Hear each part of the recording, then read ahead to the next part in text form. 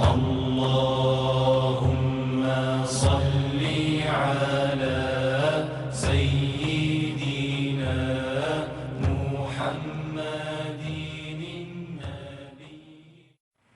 السلام عليكم ورحمة الله وبركاته. الفاتحة. أعوذ بالله من الشيطان الرجيم. بسم الله الرحمن الرحيم.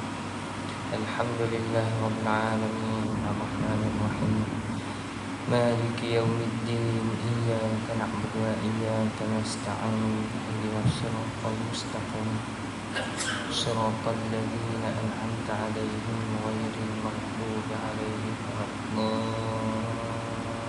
الضالين آمين. أعوذ بالله من الشيطان الرجيم. بسم الله الرحمن الرحيم. إن الحمد لله نحمده ونستعينه ونستغفره ونتوب إليه من شرور أنفسنا ومن سيئات أعمالنا. من يهده الله فلا مضل له ومن يضلل فلا هادي له. وأشهد أن لا إله إلا الله وحده لا شريك له. وأشهد أن سيدنا محمدا عبده ورسوله وسيد عباده وخاتم رسله وأنبيائه وعلى آله الأطهار وصحابة الأبرار ومن اهتدى بهديهم إلى يوم الدين. اللهم صل على سيدنا ومولانا محمد عبدك ورسولك وحبيبك في العالمين. اللهم صل وسلم وبارك عليه في النبيين والمرسلين. اللهم صل وسلم وبارك عليه في كل وقت وحين. اللهم صل على درة الشرائع وخاتم المكرم.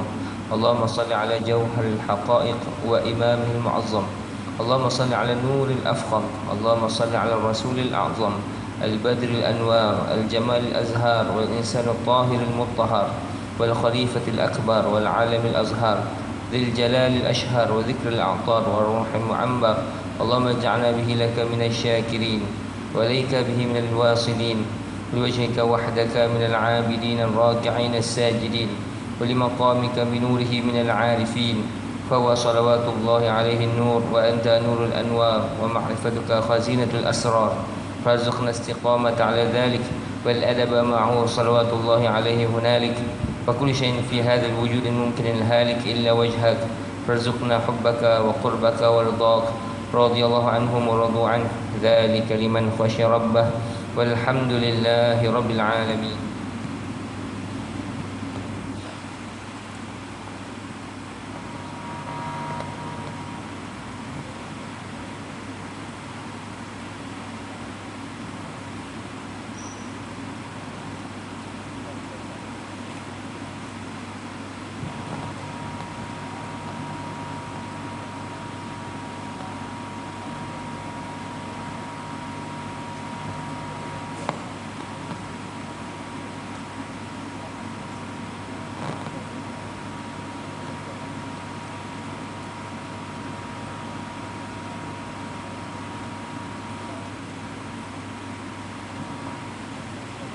أعوذ بالله السميع العليم من الشيطان الرجيم.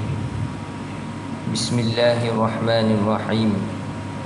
الحمد لله ثم الحمد لله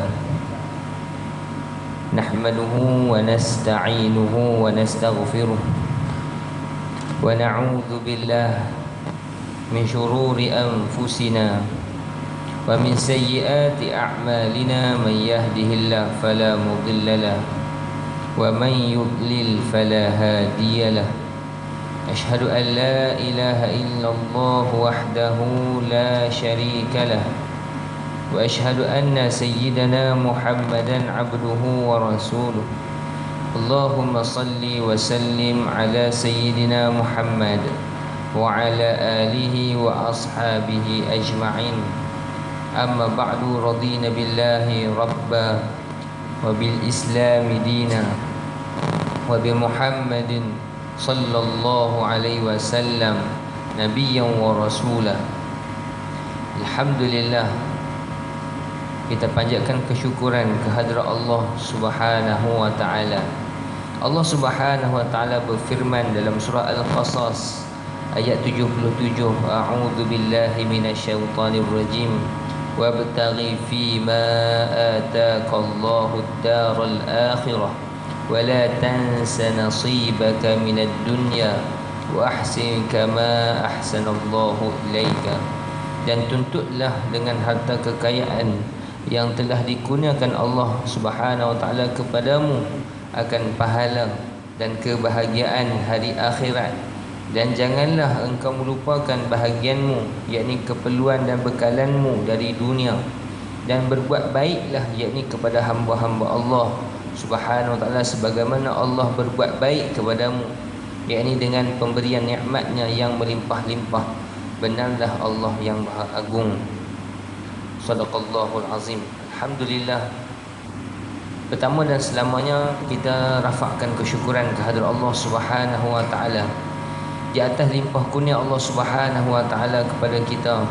Nikmatnya Allah taala berikan amatlah tidak terhingga, kalau nak dihitung tak akan dapat kita hitung. Tapi Allah Subhanahu wa taala minta supaya kita bersyukur di atas segala pemberian Dia, dan janganlah kita mengkufuri daripada apa-apa sahaja yang telah Allah Ta'ala kurniakan kepada kita. Maka sepatutnya kita menjadikan segala apa saja perbuatan harian kita, apa saja perbuatan hati kita, adalah semuanya untuk mentauhidkan Allah Subhanahu Wa Ta'ala. Jangan ada sikit pun sesuatu yang mensyirikkan Allah Subhanahu Wa Ta'ala dalam gerak kerja yang kita lakukan setiap hari. Kalau kita mengharapkan mardatillah, kalau kita mengharapkan keridaan Allah, maka keridaan Allah tidak akan bersama dengan orang-orang yang mensyirikkan Allah. Keridaan Allah tidak akan bersama dengan orang-orang yang menyekutukan Allah, orang-orang yang menyembah berhala, orang-orang yang menjadikan Allah Ta'ala itu ada sekutunya. Tapi tidak juga bermakna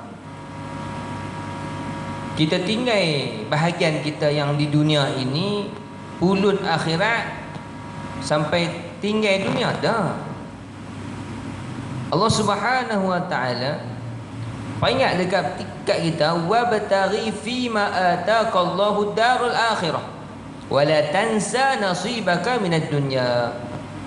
Kan, tuntutlah harta kekayaan yang telah dikurniakan Allah Ta'ala kepada kamu, yakni akan pahala.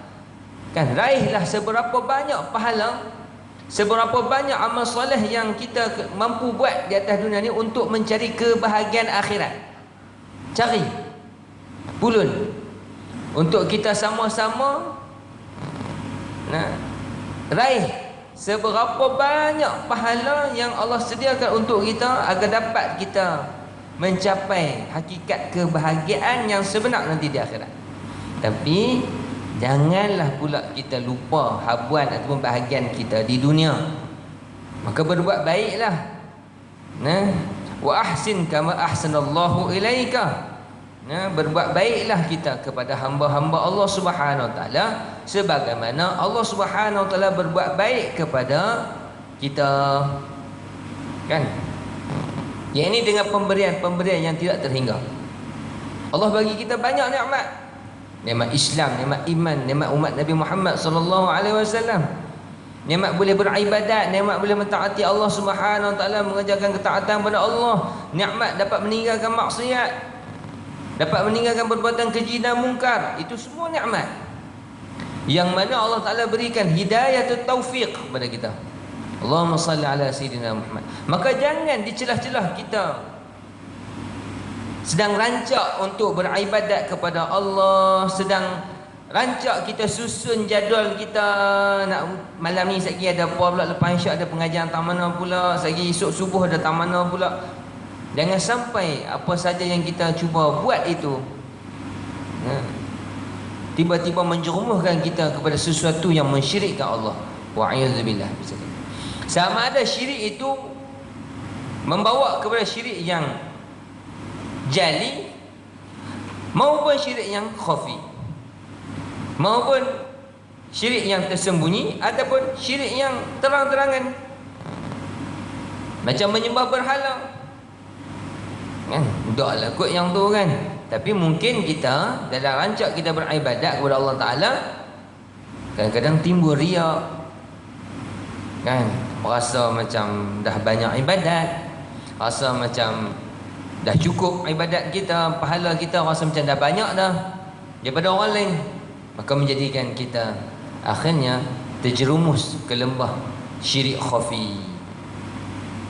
Syirik khafi rosak ibadah, syirik jali rosak akidah. Orang yang duk pergi sembah tokor, orang yang duk pergi sembah berhala, sembah batu, sembah pokok, sembah matahari dan seumpamanya, yang tu syirik jali dia panggil. Syirik yang terang-terangan. Syirik yang terang-terangan ini rosak akidah. Dia wajib bertaubat, dia kena ucap dua kalimah syahadah balik. Tapi kalau orang yang melakukan syirik yang khafi, rosak ibadah, ibadahnya sia-sia. Dia semayang yang tidak mendapat sebarang ganjaran di sisi Allah Subhanahu Wa Taala, melainkan hanya kerugian. Allahumma salli ala sayyidina Muhammad. Sebab tu Allah Taala turunkan Al-Quran sebagai panduan. Allah jadikan, Allah lantik pula, utuskan para rasul untuk memberitahu kepada kita kebenaran yang sebenar. Dan para rasul diberikan, dibekalkan, diturunkan kepada mereka, diwahyukan dengan kitab-kitab samawi. Dan Nabi Isa dengan kitab Injilnya, Nabi Musa dengan kitab Tauratnya, Nabi Daud dengan kitab Zaburnya, dan Nabi kita Muhammad SAW dengan Al-Quranul Karim. Maka ini merupakan satu panduan, satu dasar kan, yang sepatutnya disemat sungguh-sungguh dalam hati kita, dalam hati kita yang merupakan tempat iman, bukan menjadi punca pula untuk menjadi kufur kepada Allah Subhanahu Wa Taala. Wa'izbillah. Seorang qari dia boleh saja jadi kufur dengan cara macam mana? Bila dia baca Quran, dia merasa suara dia yang paling sedap. Kan? Kalau dia seorang hafiz, dia merasakan hafazan dia tu adalah yang paling baik. Orang semua mengiktiraf dia sebagai al-hafiz. Kalau dia seorang alim, dia merasakan ilmu dia melaut lebih daripada orang lain. Kalau dia orang yang infak, suka bagi infak fi sabilillah, bagi bantuan, bagi derma, sedekah jariah dan sebagainya, dia merasakan dialah yang paling banyak beramal soleh. Begitu juga orang yang berjihad fi sabilillah. Bila dia berjihad, dia merasakan dia itu adalah orang yang paling berani, supaya orang dapat gerun dia, orang dapat kenang dia sepanjang zaman. Maka kalau inilah yang kita usahakan, wa'iyadzubillah min zalik, kita hanya menempuh tiket ke neraka. Nabi Muhammad sallallahu alaihi wasallam, selama perjuangan baginda Nabi sallallahu alaihi wasallam, Nabi berjuang untuk mentauhidkan Allah Taala yang esa. Nabi ajak, Nabi bawa risalah kenabian, bawa risalah Islam, disebarkan kepada ahli keluarga baginda sallallahu alaihi wasallam, kepada kaum Quraisy, kaum baginda sallallahu alaihi wasallam, agar mereka tidak berterusan mensyirikkan Allah. Maknanya sepanjang perjuangan Rasulullah SAW, Rasulullah cuba menyelamatkan umat-umatnya daripada mensyirikkan Allah Ta'ala. Tapi apa yang berlaku? Maka tentang Nabi, maka lawan Nabi, maka tidak bersama dengan perjuangan Rasulullah. Bahkan maka menegakkan kekufuran, menegakkan kesyirikan di hadapan Allah Subhanahu Wa Taala. Dalam keadaan Allah bagi semua nikmat kepada mereka, dalam keadaan semua apa yang mereka nak semua dapat, tiba-tiba mereka mensyirikkan Allah Subhanahu Wa Taala. Wal a'yadzu billah min zalik. Maka di situ titik penting untuk kita ambil faham malam ni. Kita masuk qadhiyah yang baru, tuan-tuan. Alhamdulillah, kita dah habis perbincangan tentang pengajaran i'tibar dalam peperangan Hunain. Selesai dah, alhamdulillah. Setelah beberapa siri, beberapa perbincangan kita yang lalu, kita masuk perbincangan yang saya kira perbincangan yang terakhir di antara perbincangan-perbincangan yang terakhir dalam kitab kita, Sirah Perjalanan Rasulullah sallallahu alaihi wasallam. Iaitulah berkenaan tentang qadiyah pemecahan berhala-berhala. Bagaimana Nabi SAW sepanjang perjuangan Rasulullah SAW yang mentauhidkan Allah, mengajak umat semua mentauhidkan Allah, usahanya Nabi Muhammad SAW tak mau bagi umat ni mensyirikkan Allah. Maka pelbagai usaha yang dilakukan oleh Nabi Muhammad SAW. Tapi bagaimana mereka bila mana Nabi SAW menyampaikan risalah, menyampaikan Islam, mengajak agar mentauhidkan Allah yang esa, tetapi mereka balas ajakan Nabi, dakwah Nabi dengan cara mereka lawan Nabi. Wal'iyadzubillah. Dan kita jangan ikut jalan ini, kerana jalan ini hanya mengundang murka Allah Subhanahu wa ta'ala. Kita tahu benda itu salah, maka jangan kita menegakkan benang, jangan kita tegakkan benang yang basah. Orang tutur kata sebab itu malam ni qadiyah dia penting, sebab qadiyah daripada sudut akidah, isunya daripada sudut akidah. Walaupun perbincangan kita dalam bab sirah, tapi dia berkait rapat dengan bab akidah. Baik, kita masuk perbincangan kita. Bismillahirrahmanirrahim. Qala al-musannifu rahimahullahu ta'ala wa nafa'ana bi'ulumihi fi darain amin. Mungkin tak sempat habis tuan-tuan sebab panjang juga perbahasan dia. Pemecahan berhala-berhala. Nabi Ibrahim alaihi salam adalah bapa bagi para nabi-nabi setelah Nabi Nuh alaihi salam. Dan dia adalah penentang perbuatan menyembah berhala yang dilakukan oleh kaumnya. Hal yang demikian menyebabkan baginda sallallahu alaihi wasallam, baginda alaihi salam, ini Nabi Ibrahim alaihi salam, dibakar oleh kaumnya, sebagaimana diceritakan oleh Al-Quranul Karim sendiri. Apabila baginda alaihi salam datang ke Mekah, ditinggalkannya putranya Nabi Ismail alaihi salam bersama ibunya di sana. Setelah dewasa, Nabi Allah Ismail alaihi salam dan ayahnya sama-sama membangun Kaabah sebagai tempat beribadat kepada Allah Subhanahu wa taala dan tempat orang ramai beribadat haji. Bertambah ramailah keturunan Nabi Allah Ismail alaihissalam, yakni para sejarawan menamakan mereka sebagai Al-Musta'rabah, yakni orang Arab yang tidak sejati. Kalau kita baca dalam sudut sirah kan, keturunan Nabi Allah Ismail alaihissalam dia bercampur dengan keturunan sebelah Yaman. Itu yang orang Arab beritahu asal dia Musta'rabah, orang yang nak jadi orang Arab, mana bukan orang Arab yang sejati. Tak apalah, tu perbahasan yang pada saya kita boleh cari sendirilah benda tu kan. Sambung. Mereka tidak pernah mengenal adat penyembahan berhala dan patung-patung. Tidak lama kemudian keadaan itu berubah, di mana setiap orang yang akan keluar dari kota Mekah mesti membawa batu yang diambilnya dari tanah haram sebagai tanda mulia dan rindukan Mekah. Di mana sahaja mereka berhenti, batu yang dibawa tadi ditawafnya, seperti mana mereka tawaf di Kaabah. Yang demikian adalah sebagai mengambil berkat dan menunjukkan rasa cinta dan rindukan tanah haram. Begitulah tradisi mereka berterusan beratus-ratus tahun lamanya. Cukup Ustaz, tuan-tuan faham tak? Kalau kita nak undang lagi sikit, maknanya kita boleh cek dalam kitab Qasasul Anbiya karangan Imam Ibnu Katsir rahimahullah ta'ala.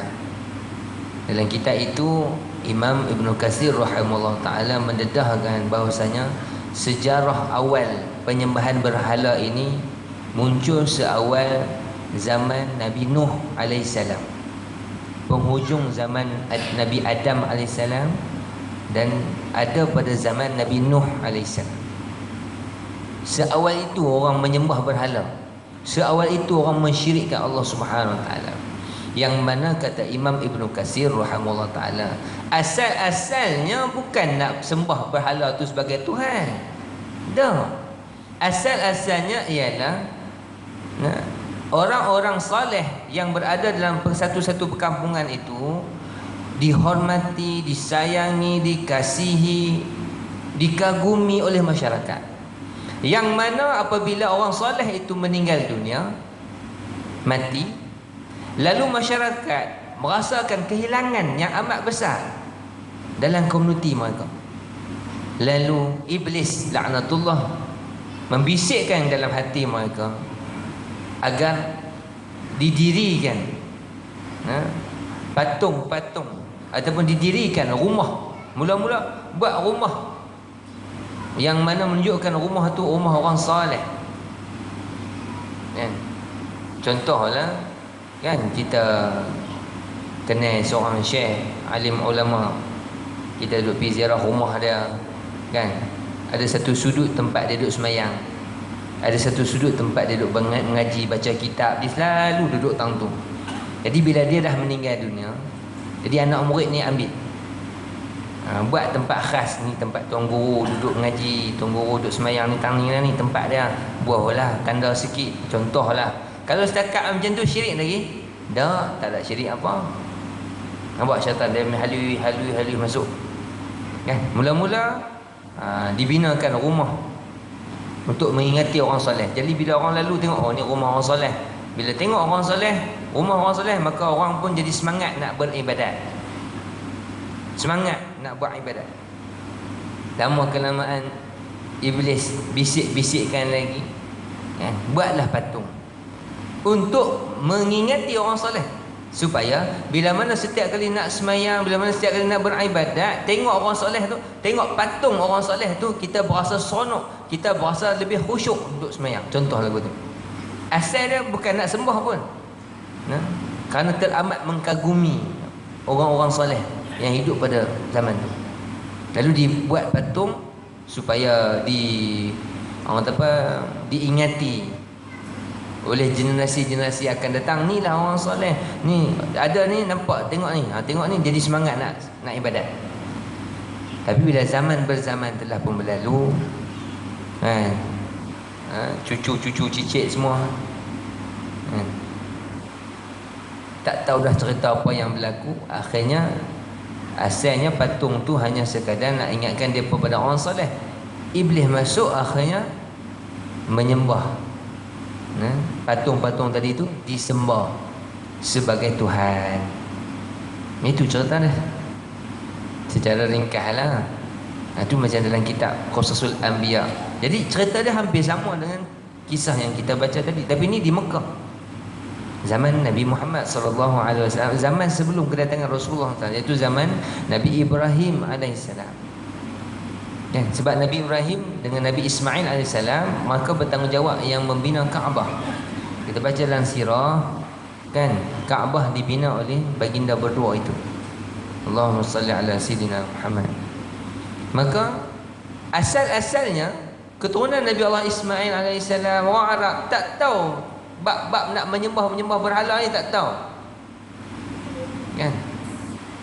Tapi ada satu adat yang berlaku selepas pada tu, iaitulah mana-mana orang yang pergi ziarah Kaabah, ambillah batu daripada Kaabah tu, ambillah batu yang berada di tanah haram tu, ambillah buat balik sebagai tanda kenang-kenangan. Jadi bila berada di tempat masing-masing, tengok batu tu, berasa rindu dekat Kaabah, rindu dekat tanah haram. Maka ambil batu tu, lalu buat macam mana? Ditawaf batu tu, dikeliling macam tawaf dekat Kaabah. Adat dia macam tu. Sebab tu kita haji tak boleh balik batu nak. Nak buat kenang-kenangan pun ni, balik rumah ni, tengok ni Tok Wan bawa balik. Oh ni batu tanah haram ni. Siap lah tuan-tuan. Nak kena bayar dam ke apa, jenuh nak kisah balik, orang dah balik dah, kita bawa balik batu sana pula, nak hantar balik macam siapa pula nak pergi hantar, siapa pula nak kisah tolong pergi bagi, tak tahulah. Tanah haram mana boleh kita bawa balik apa pun daripada sana. Air Zam-Zam boleh lah. Batu ke apa tak boleh. Kan? Dia buat nak ambil kenangan juga. Jadi macam ni lah. Zaman jahiliah dulu, orang jadikan batu tanah haram tu sebagai orang kata apa, kenang-kenangan, souvenir lah lebih kurang. Bahasa kita souvenir, ambil batu tu sebagai ingatan. Tengok batu ni batu tanah haram ni, batu ni. Lalu mereka pun memuliakan batu tu dengan cara tawaf batu tu. Lengkong juga buat keliling macam tawaf di Kaabah. Yang ni berterusan, tradisi ni, adat resam ni berterusan. Bukan ibadat tak, dia adat. Berterusan sampai beratus-ratus tahun lamanya. Macam tu keadaan dia. Tapi tak sembah bala lagi, buat macam tu ya. Maka akhirnya sambung lagi, tradisi itu pun berubah. Tradisi itu berubah menjadi penyembahan berhala-berhala dan patung-patung setelah dibawa masuk oleh siapa dia? Amru bin Lahyin. Ingat nama ni, Amru bin Lahyin. Ialah orang yang bertanggungjawab membawa masuk berhala di tanah haram. Nama dia Amru bin Lahyin. Dan perubahan ini terjadi lebih kurang 500 tahun sebelum dibangkitkan Nabi Muhammad SAW, menurut setengah riwayat. Kalau tuan-tuan kita tengok dari sudut sirah perjalanan Rasulullah SAW, buka dalam kitab Qasasul Anbiya karangan Imam Ibnu Katsir rahimahullah ta'ala, kita akan jumpa tempoh ataupun jarak senggang masa di antara Rasulullah SAW dengan Nabi Isa AS, jaraknya lebih kurang 600 tahun. Tempoh jarak di antara Nabi Isa AS dengan Nabi Muhammad SAW kan, Nabi Isa Rasul yang ke-24, Nabi SAW adalah Rasul yang terakhir, Rasul yang ke-25. Jarak masa di antara Rasulullah SAW dengan Sayyidina Nabi Isa AS ni pun 600 tahun beza lebih kurang. Maknanya dalam tempoh 600 tahun itulah jadi segala apa ni. Macam dalam kitab kita ni, lebih kurang 500 tahun sebelum dibangkitkan Nabi Muhammad SAW, berlakulah penyembahan berhala. Jadi beliaulah, yakni Amru bin Lahyin, iaitu orang yang mula-mula mengubah ajaran agama Nabi Ismail alaihissalam. Nabi Ismail ajak mentauhidkan Allah, menyembah Allah yang esa. Nabi Ibrahim pun sama. Tiba-tiba mai seorang lelaki yang nama Amru bin Lahyin, maka dialah yang bertanggungjawab membawa masuk penyembahan berhala itu ke bumi Mekah. Kira-kira 500 tahun sebelum Nabi Muhammad SAW dibangkitkan, dilahirkan. Mulanya Amru ini sebagai penjaga Kaabah. Dia ni raja penjaga Kaabah. Setelah perginya suku Jurhum dari kota Mekah dan sekitarnya. Yang ni pun kalau nak cari pun panjang tak? Sejarah asal-usul orang yang jaga Kaabah, yang pemegang kunci Kaabah apa semua-semua tu. Tak apa, saya tak masuk dah tentu. Pada suatu ketika Amru ini jatuh sakit berat. Lalu dicadangkan kepadanya supaya ia pergi ke sebuah telaga air panas yang berada di Balqa dalam negeri Syam. Ini sebelah Syria, untuk berubat. Satu hari dia jatuh sakit. Amru bin Lahyin ni jatuh sakit. Lalu dicadangkan kepada dia, pergi ke Balqa, di sana ada satu telaga air panas, pergi sana untuk berubat. Jadi tempat itu dikenali sebagai Al-Hammah sekarang ini. Tuan-tuan pergi sebelah Syria, ada satu tempat nama Al-Hammah. Itu tempat Amru pergi berubat. Kemudian pergilah beliau ke sana dan mandi di situ. Lalu penyakitnya pun sembuh. Nak cerita nak rawit ni, dia nak merapu ni, kan? Asalnya pergi berubat, mandi sembuh. Di Balqa inilah beliau melihat orang-orangnya menyembah berhala. Itulah cerita dia. Lantas beliau bertanya kepada mereka, apakah ini semua? Mereka itu menerangkan kepadanya bahawa kepada berhala-berhala itulah mereka meminta hujan dan mohon kemenangan dalam peperangan. Setelah mendengar keterangan tersebut, beliau kemudian meminta sebuah berhala untuk dibawa balik ke Mekah. Kemudian baliklah Amru dengan berhala yang diberikan kepadanya. Setibanya di Mekah, diletakkannya berhala tadi di Kaabah. Sejak itulah penyembahan berhala berkembang di kalangan masyarakat di Kepulauan Arab, sehingga setiap buah rumah bagi penduduk Mekah terdapat sebuah berhala yang disembahnya. Pada ketika seseorang akan pergi meninggalkan rumah, dan pada waktu pulangnya dia akan menghadap dan menyembah berhala itu terlebih dahulu. Setelah itu kian bertambah minatnya orang-orang Arab menyembah berhala. Ada di antara mereka yang mendirikan rumah khusus untuk berhala, dan ada pula yang sekadar membuat berhalanya sahaja. Manakala bagi mereka yang kurang mampu, mereka hanya memacakkan batu di hadapan Kaabah atau mana-mana tempat yang sesuai. Kemudian mereka tawaf di situ seperti mana mentawafi Kaabah. Diceritakan bahawa apabila seseorang mengembara dan tiba di suatu tempat, diambilnya 4 biji batu, kemudian dipilihnya satu yang paling elok untuk disembah. La haula wala quwwata illa billah. Sementara 3 lagi dijadikan sebagai tungku untuk diletakkan periuk untuk memasak. Bila mereka pergi meninggalkan tempat itu, ditinggalkannya sahaja batu-batu itu. Apabila berhenti pula di tempat yang lain, dilakukannya pula seperti tadi. Kita pun pelik lah. Kita baca ni macam mana lah mereka ni boleh buat macam lagu ni. Tak kan? Kita pakai logik akal pun kita boleh faham. Kan batu je. Awak yang duk pergi sembah batu pun tak tahu. Kan batu tu bukan boleh buat apa pun. Tapi tu kata main dengan syaitan yang duk membisikkan tipu daya ni. Sebab itu kalau tuan-tuan tengok dalam kitab Fiqh Al-Awlawiyat, kitab tak bawa, jadi tak dapat cerita habis tuan-tuan. Fiqh Al-Awlawiyat yang disusun oleh Syekh Yusuf Al-Qaradawi, Dr. Yusuf Al-Qaradawi, dalam kitab Fiqh Al-Awlawiyat, dia ada menyebutkan tentang tingkatan-tingkatan kufur. Dan saya ingat saya tingkatan kufur yang paling atas ialah kufur al-ilhad. Kufur al-ilhad.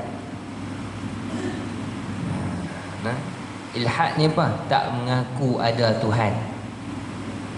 Tak mengaku terus ada Tuhan. Yang ni kufur yang paling teruk. Macam ni pun ni percaya juga ada Tuhan. Kan? Yang ni jenis kufur apa? Yang ni jenis kufur musyrik atau kufur syirik.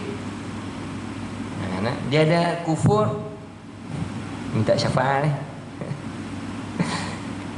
Kufur al-ilhad, kufur al-juhud, kufur syirik, kufur ahli kitab, kufur murtad, dan kufur munafik.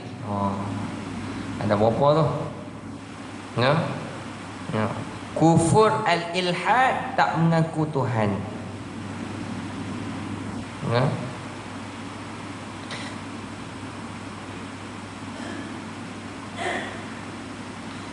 Kufur al-juhud, asal sama ni, ingkar dan tak mengakui Allah.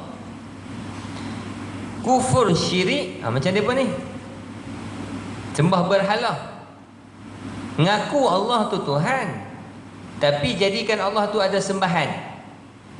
Ini kufur syirik. Kan? Itu susah juga tu kalau kita nak terangkan pada orang Islam ni. Kan? Kalau kita mengaji dalam bab perbandingan agama, Kalau kita baca dalam sejarah perbandingan agama, di antara agama tertua di dunia ialah agama Hindu. Itu di antara agama tertua di dunia. Nah, kan? Iaitu dalam ajaran agama Hindu, maka menjadikan lembu itu sebagai salah satu Tuhan ataupun dewa lah. Nah, wallahu alam lah. Dulu masa saya duduk mengaji dulu ni, Ustazah Abang, nah, masa mengaji kat Maghribi dulu ni, mengaji bab perbandingan agama kan, Ustazah pensyarah yang mengajar tu, dia kata sebab apa yang jadi macam tu? Sebab mereka beranggapan bahawasanya lembu itu adalah ummul bashar. Lembu tu ibu kepada sekalian manusia. Kenapa? Kerana diminum susunya. Sudah. Nah, itu kita minum susu apa? Tak susu lembu lah kita minum. Tak tahulah tuan-tuan, tapi Ustazah sahabat lagu tu lah di antara faktor kenapa mereka menyembah ataupun menganggap bakar ataupun lembu itu sebagai satu binatang yang suci, binatang yang mulia sampai dianggap seperti dewa ataupun Tuhan, adalah kerana dianggap binatang itu adalah ibu kepada sekalian manusia. Kerana manusia ambil manfaat susu daripada dia. Dari segi ranking agama terbesar di dunia, Kristian duduk nombor 1. Nombor 2 Islam. Nombor 3 Buddha. Kan? Tapi kalau ikut ranking kat negara kita ni, kan, agama Islam duduk nombor 1. Agama nombor 2 Buddha. Agama nombor 3 Kristian. Yang keempat baru Hindu. Itu pun Islam, orang Islam di Malaysia ni hanya sekadar, saya ingat saya, dalam 56% saja. 56% yang Islam. Belum lagi tolak yang Islam tapi liberal, Islam tapi etis, Islam tapi tak semayang, Islam tapi main judi, Islam minum arak. Tolak. Tak tahu tinggal berapa peratus lah. Ya. Tapi Syekh Yusuf Al-Qaradawi sebut dalam kitab Fiqh Al-Awlawiyah, kan, lepas kufur ilhad dan kufur al-juhud, yakni ingkar dan tak mengakui Allah, ada kufur syirik. Kemudian bawah pada tu kufur ahli kitab, baru turun kufur ahli kitab. Iaitu macam Yahudi dengan Nasrani. Ni kufur ahli kitab. Kalau macam Buddha ataupun Hindu, dia kufur syirik. Kan? Bawah pada kufur ahli kitab, kufur murtad. Kufur orang-orang yang murtad, keluar Islam. Ada kes banyak pun, cuma kita mungkin tak didedahkan, ataupun kita mungkin tak tahu, kan? Tapi artikel 11 Perlembagaan Persekutuan yang menyatakan umur 18 tahun ke atas, maka individu itu bebas beragama. Kalaulah mana-mana individu yang telah mencapai usia 18 tahun ke atas, dia merasa dia nak keluar daripada Islam, maka dia boleh buat. Undang-undang mengizinkan. Syarak tak bagi, tapi undang-undang membolehkan seseorang itu untuk keluar dari Islam. Dan kalau dia keluar Islam, tiada siapa boleh menghalangnya. Dari segi undang-undang, tidak ada undang-undang yang boleh menghalang perbuatan murtad itu. Kalau tuan-tuan cuba cari, tuan-tuan mungkin jumpa ada beberapa negeri sahaja yang ada enactment tentang orang-orang yang murtad. Itu pun dia tertakluk dengan 356 tu. Akta 355 tu. Tapi dia punya hukuman dia 356, iaitu 3 tahun, tidak lebih pada 3 tahun penjara, ataupun RM5,000, ataupun tidak lebih 6 sebatan. Tapi kalau tuan-tuan cari, tuan-tuan akan jumpa antaranya negeri apa? Saya ingat saya tu Melaka, Pahang. Tuan cek balik lah. Ada, tapi tak semua negeri. Dan satu Malaysia ni ada 3-4 negeri saja yang ada enactment tu. Maknanya negeri lain langsung tak ada. Negeri ni ada juga, tapi sampai tu tahap macam mana? Contohnya orang ni dia nak keluar Islam, maka ditangkap. Apa prosedur mereka akan buat? Mereka akan counselling dia untuk tempoh lebih kurang 6 bulan ataupun setahun. Lepas tempoh 6 bulan atau setahun tu, adakah dia kembali kepada Islam? Itu. Ada yang kalau dia tak mau kembali kepada Islam, mereka tak boleh buat apa juga. Mereka hanya sekadar counselling saja. Ada yang enactment sampai tahap tu je. Ada yang habis-habis kuat, dia akan denda lebih kurang tak sampai 3 tahun penjara. Ada pun 5,000 ringgit, 6 sebatan macam tu. Tapi sikit lah tuan-tuan. Kita mengaji dalam fiqah, siapa yang keluar Islam di sisi mazhab Asy-Syafi'i, diberi peluang bertaubat 3 hari. Diminta dia berpatah balik kepada Islam. Andainya dia kekal untuk menjadi murtad, maka halal darahnya dibunuh, dipancung. Allahumma salli ala sayyidina Muhammad. Itu hukum yang ada. Tapi kita lihat memang tak berlaku lah, kan? Bahkan jenayah murtad ini mungkin tidak dianggap sebagai satu jenayah dalam negara kita. Walhal dia merupakan satu jenayah yang sangat besar. Macam semayang ni pun, kalau siapa yang tinggal semayang dengan sengaja, tuan-tuan cek dalam kitab Fiqh Al-Manhaji, lepas tajuk bab hudud, kan, tajuk bab hukum hudud, bab qazah, semua, dia ada satu perbahasan khas tentang hukum orang yang meninggalkan semayang kalau dia tinggal semayang dengan sengaja dan dia tak mau bertaubat. Setelah diperingatkan, diajak semula untuk semayang, dia tak mau, dia kekal untuk tak mau semayang, juga di antara hukuman yang disebutkan oleh syarak ialah dipancung leher orang yang sengaja tinggal semayang. Tuan-tuan kata saya merangkak, tuan-tuan cek dalam kitab Fiqh Al-Manhaji. Kitab Fiqh Al-Manhaji di antara kitab rujukan para ulama mazhab Syafi'i. Tapi cerita dia sampai setakat saat ni boleh cerita lah, boleh habaq lah kat tuan-tuan. Kau nak dipraktikkan, digazetkan sebagai enactment, tak tahulah tuan-tuan, insya-Allah lah. Kan mungkin setelah enactment yang ada dekat luar masjid, kan, apa nama, ada yang kat luar masjid, papan tanda larangan, kawasan larangan merokok. Masjid adalah kawasan larangan merokok. Siapa yang merokok dalam kawasan larangan didenda RM10,000. Mungkin laksana yang tu dulu kot, gagah-gagah baru boleh buat yang tu. Lah ni papan tanda tu sekadar papan tanda lah, boleh habaq lah, boleh buat banner lah, kan. Siapa yang merokok di kawasan larangan, denda RM10,000. Ada tak tuan-tuan dengar siapa-siapa yang kena denda RM10,000 sebab dia isap rokok tepi masjid?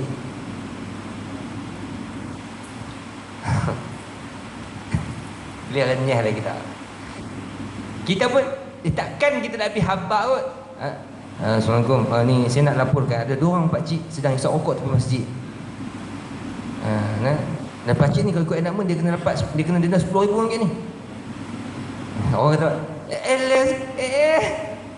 kan, cakap isap rokok pun ini masalah. Enactment tu ada, tuan-tuan boleh tengok kat luar tu, kan, masjid kawasan larangan merokok, kan, hospital ke apa ke, kawasan awam apa semua, kan. Tapi ada tak siapa kena denda RM10,000? Mana ada? Tak ada. Yang tu pun tak mau buat, macam mana nak buat yang ni? Lagilah tuan-tuan, la haula wala quwwata illa billah. Tapi insya-Allah usaha kena ada, kan. Baik, masuk dah insya-Allah. Jadi kufur yang paling bawah, kata Syekh Qardawi, lepas kufur orang murtad, kufur munafik. Kufur orang munafik. Ini perbahasan dia panjang lah tuan-tuan. Saya cuma beritahu macam tu lah untuk makluman tambahan. Balik semula pada perbincangan kita. Tandalah kat situ dulu, insya-Allah nanti kita masuk perenggan seterusnya. yang menceritakan orang Arab ni dia ada 3 berhala yang paling besar. Yang disebut Manat, satu Lata, satu Uzza. Yang tu kita buat pertemuan akan datang. Manat, Lata, Uzza. Satu duduk tepi pantai lah, duduk ni tu satu perbahasan lah kita jawab. Ya. Cuma saya nak ambil kesimpulan awal untuk apa yang kita bincang setakat malam ni. Macam saya habaq tadi pada awal-awal perbincangan kita, dalam keseronokan kita beribadat kepada Allah Ta'ala, jangan sampai kita terselit benda-benda yang mensyirikkan Allah Ta'ala. Betul, kita mungkin tak sembah berhala, kan? Tapi takut kita melakukan perbuatan yang mensyirikkan Allah secara khafi, mungkin. Dan tak nafi juga kalau orang yang jahil, dia masih lagi duk percaya ke tangkai-tangkai tu. Buktinya berlambat-lambat orang yang menega, kan? Kalau dia menega, nanti dia cari gambar sultan. Cari gambar frame sultan apa tau, abuh gantung kat kedai dia. Ataupun bila dia menega je, dia kena cari ayat 1000 dinar. Dia nak kena gantung dalam kedai dia. Lagi tak gantung dia susah hati, takut orang tak masuk kedai dia. Dia beranggapan dengan dia gantung itulah orang masuk. Dia tak gantung, orang tak masuk. Ni semua benda-benda yang boleh jatuh pada syirik. Kan dulu zaman kayu koka tu. Ya, zaman kayu koka, tasbih kayu koka, cincin kayu koka, apa semua koka semuanya. Kan? Masa tu kira kayu koka memang famous, kira laku lah. Kira waktu tu kalau ada roblok pakai kayu cincin kayu koka, lepas tu kira ni sabit aku pakai cincin ni. Pergi habis lagu tu ya kita. Saya tanya kat Ustaz Zaki Halim lah. Tanya kat Ustaz Zaki Halim, Ustaz macam mana tu? Orang pakai cincin lagu tu, dia pakai cincin tu lalu ada roblok, lepas tu dia rasa dengan sebab pakai cincin tu dia lepas roblok. Ustaz kata syirik ya? Syirik. Itu benda yang halus tuan-tuan. Kita dah rasa macam okey, macam betul. Salah. Contoh yang paling mudah, kadang-kadang kita jadi bomo, jadi tok bomo tanpa kita sedar. Adat kita ni, orang Melayu, kadang-kadang jadi bomo tanpa kita sedar. Apa dia? Dalam duk sembang-sembang je, tiba-tiba ramai-ramai masuk. Ramai-ramai masuk. Lepas tu kita kata apa? Ni orang nak main ni. Ni ada orang nak main. Apa sabit ramai-ramai tu dengan orang nak main pula? Tak pasal-pasal jadi bomo kita. Jaga. Kan? Kalau orang Arab, dia ada satu perbuatan jahiliah yang dipanggil tatayur. Tatayur ni maknanya dia tengok lak, tengok betuah tak betuah, sial tak sial. Bila dia nak keluar rumah, dia akan lepas burung. Kalau burung tu pi terbang belah kanan, mana itu hari yang betuah, dia boleh keluar. Tapi kalau dia lepas burung tu terbang belah kiri, hari ni tak boleh keluar. Hari ni kalau keluar, sial. Sial kan suai.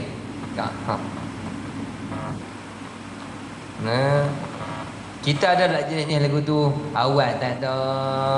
Ni nak kenuri ni, gaya-gaya nak kenuri. Rombongan mengerti tengok, bewak lintah. Bewak lintah pula.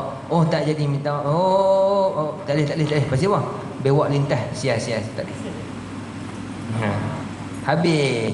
Ini kepercayaan kita berlambak kan. Lempak selok dalam pengantin atas bumbung. Orang tanya pasal apa? Saja. Lah kalau saja buat turun tak boleh Pasal apa lempak berapa benda-benda dalam pengantin tu? Tak mau hujan turun. Bak kenuri lagi ni hujan turun jenuh.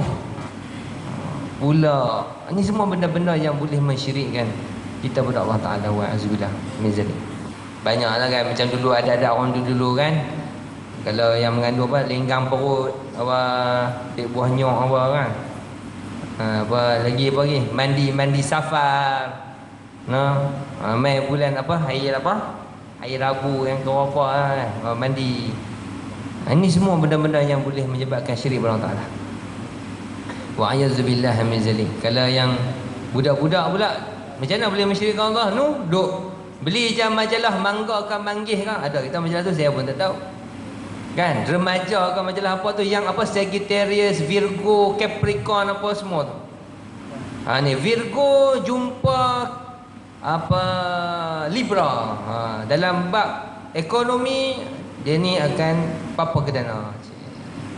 Dalam bab percintaan dia hanya akan bercinta pada awal tetapi merana akhirnya. Boleh pula tentu lagu tu. La haula wala quwata illa billah. Ni benda-benda yang syirik berada di sekeliling kita. Macam-macam lah tuan-tuan. Wal a'yazu billahi min zalik. Jadi benda-benda ni merupakan benda yang merosakkan ibadah dan merosakkan akidah. Kalau kita mensyirikkan Allah di sudut riya, takabur semua tu, yang tu rosak ibadah lah. Tapi kalau macam tadi saya sebut ni, yang tu rosak akidah. Wal a'yazu billahi min zalik. Sebab tu jaga akidah kita. Kata apa Sayyid Qutb rahimahullah ta'ala, jinsiyatul muslim aqidatuhu. Identiti orang Islam, identiti orang Islam itu ialah akidahnya.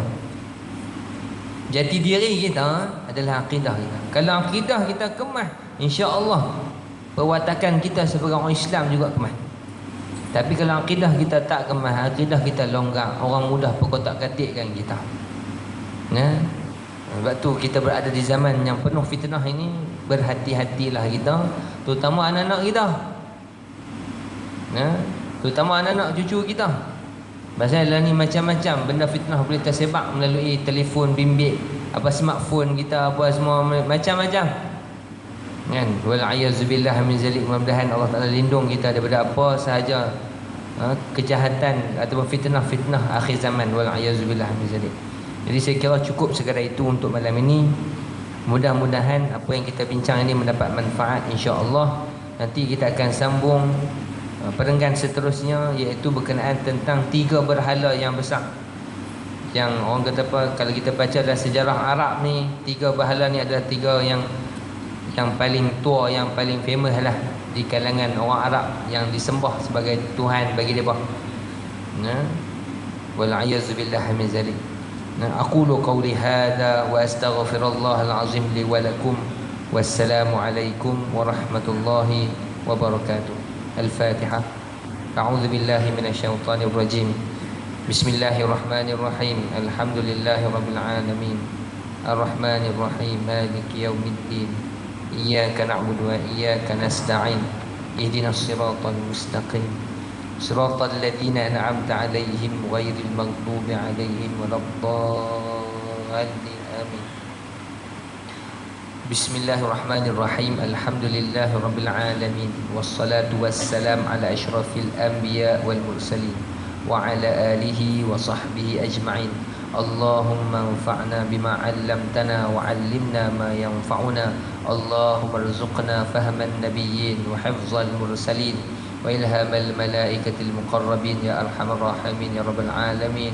الله اجعلنا من أهل شفاعة سيدنا محمد صلى الله عليه وسلم. اللهم اجعلنا من أهل شفاعة سيدنا محمد صلى الله عليه وسلم. اللهم اجعلنا من أهل شفاعة سيدنا محمد صلى الله عليه وسلم. ربنا أرنا وجه نبيك ورسولك وحبيبك محمد صلى الله عليه وسلم في منامنا.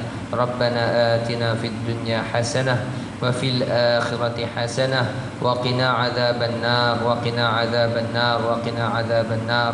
وصلى الله على سيدنا محمد وعلى آله وصحبه وسلم. والحمد لله رب العالمين.